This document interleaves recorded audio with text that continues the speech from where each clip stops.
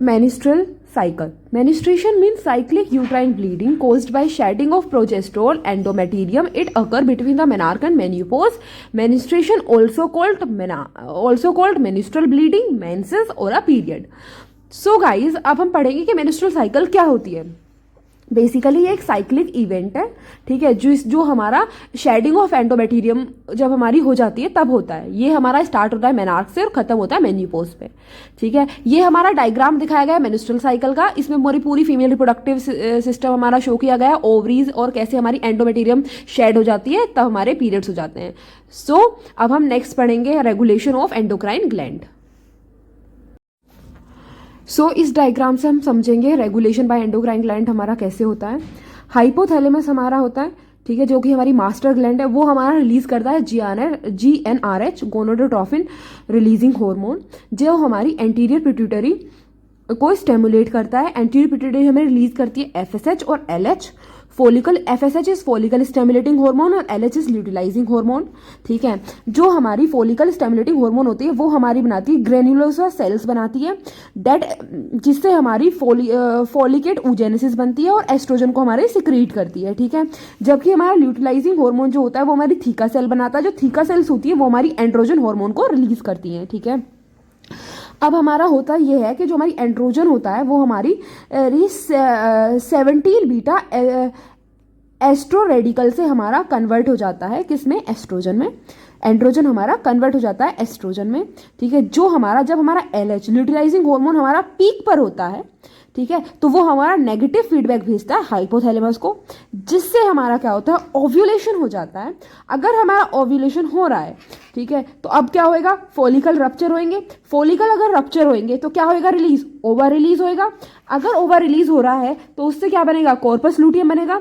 और हम सबको पता है कॉर्पस लूटियम हमारा दो हार्मोन को हमारा होता है, प्रोजेस्टेरोन और एस्ट्रोजन इनहिबिन हार्मोन रिलीज करता है, ठीक है. अगर हमारी वहाँ पे फर्टिलाइजेशन होता है तो कॉर्पस लूटियम हमारा रिप्लेस हो जाएगा, रिप्लेस नहीं होगा कॉर्पस एल्बिकन्स में, ठीक है. लेकिन अगर हो जाता है तो हमारा वो नहीं होगा, ठीक है. तब हमारा कॉर्पस लूटियम जो है हमारा इनहिबिट कर देगा GnRH को.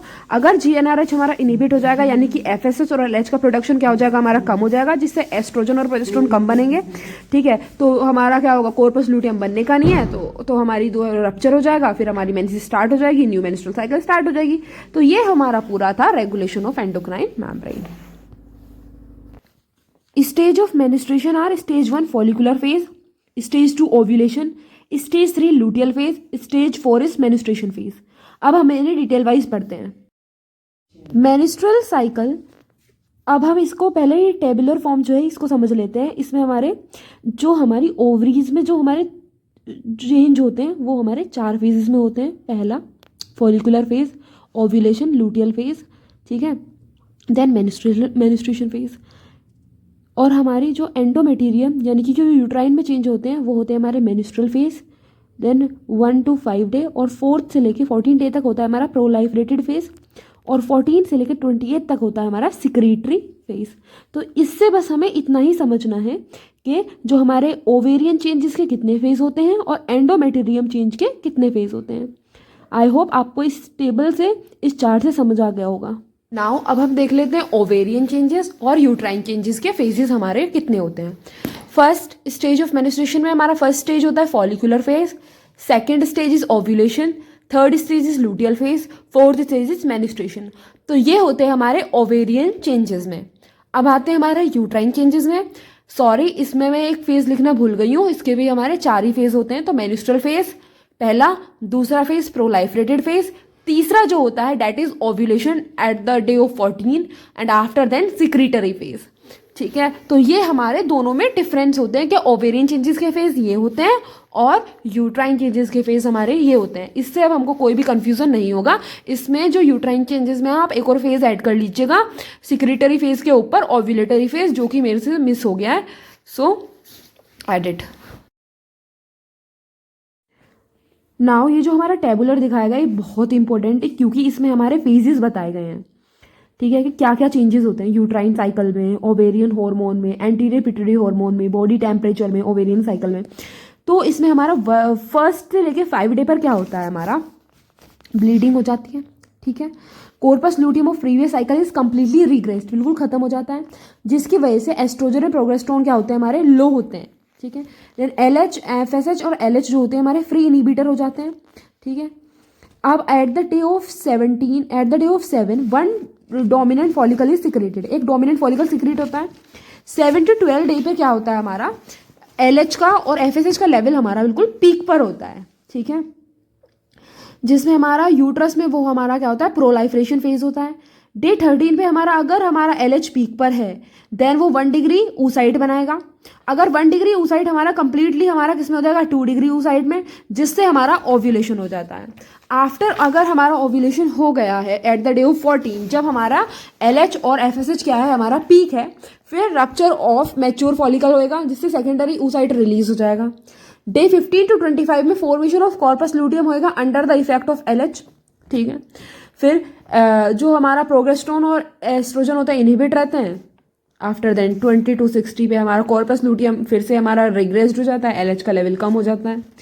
Eight the end of the 28 day corpus luteum is fully regressed, progesterone and oestrogen level decrease and new cycle begin.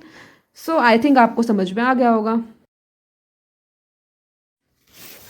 जो अभी मैंने आपको पूरा टेबुलर फॉर्म में बताया, अब मैं उसे रिटन फॉर्म में बता देती हूँ ताकि आपको एग्जाम पॉइंट ऑफ व्यू से यूजी में हमें लिखने में क्या होगी आसानी होगी। तो डे 1 to 5 पर हमारा ब्लीडिंग फेज होता है। इसमें हमारा क्या होगा corpus luteum of previous cycle is completely regressed हो जाएगा, ठीक है, जिसकी वजह से level of oestrogen and progesterone क्या होंगे बहुत कम है, जिससे हमारे FSH और LH क्या होंगे फ्री इनहिबिटर हो जाएंगे। Several follicle begin to develop in the ovary, ठीक है, डेवलप होना स्टार्ट हो जाएंगे, जिसकी वजह से क्या होगा uterus break of endometrium lining bleeding होगा, जिससे हमारी क्या हो जाएगी क्योंकि हमारा LH का और FSH का लेवल एस्ट्रोजन और प्रोजेस्टेरोन का लेवल क्या है हमारा बहुत ज़्यादा कम है और LH और FSH फ्री इनहिबिटर है, जिसकी वजह से क्या होगी हमारी एंडोमेट्रियम की शेडिंग हो जाएगी और ब्लीडिंग होना स्टार्ट हो जाती है। अब आते हैं हम डे 6 और 12 तक हमारा क्या होता है उसमें। One dominant follicle is selected, एक कोई भी डोमिनेंट फॉलिकल सेलेक्ट हो जाता है। ओवरी में एस्ट्रोजन और LH का लेवल क्या हो जाएगा हमारा बढ़ना शुरू हो जाएगा, ठीक है।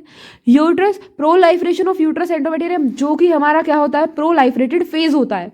जो प्रोलाइफरेटेड फेज होता है उसी में हमारा क्या होता है यूट्रस का लेवल, उसमें हमारा क्या होता है LH का लेवल और एस्ट्रोजन का लेवल बढ़ना शुरू हो जाएगा। डे 13 पे LH हमारा पीक पे होता है, इट स्टिमुलेट, उसमें हमारा डे 13 पे होता है 1 डिग्री यानी कि primary oocyte to complete meiosis first and second oocyte to reach the meiosis second and metaphase second, जिसकी वजह से क्या होता है हमारा ओव्यूलेशन हो जाता है, जिसकी वजह से डे 14 पे क्या होता है ओव्यूलेशन होना स्टार्ट हो जाएगा।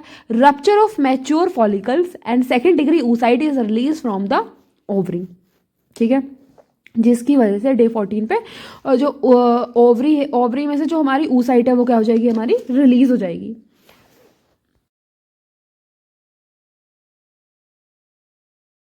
Now at the day of 15 to 25 formation of corpus luteum under the effect of LH की वजह से क्या होगा फॉर्मेशन हो जाएगी कॉर्पस लूटियम की। Secretion of progesterone and oestrogen inhibit हो गए थे हमारे, जिसकी वजह से सिक्रेटरी एंडोमेट्रियम डेवलप हो जाती है दोबारा से, ठीक है। इनहिबिन LH FSH और GnRH हमारे क्या हो गया उनका इनहिबिट हो जाता है, जिसकी वजह से कॉर्पस लूटियम हमारा फुल्ली रिग्रेस्ड हो जाएगा।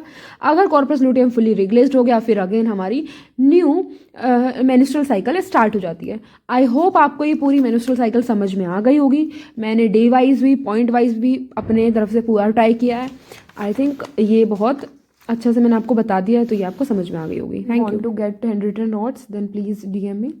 And at last, thank you so much. If you like this video then please do subscribe my channel, do like, do comment.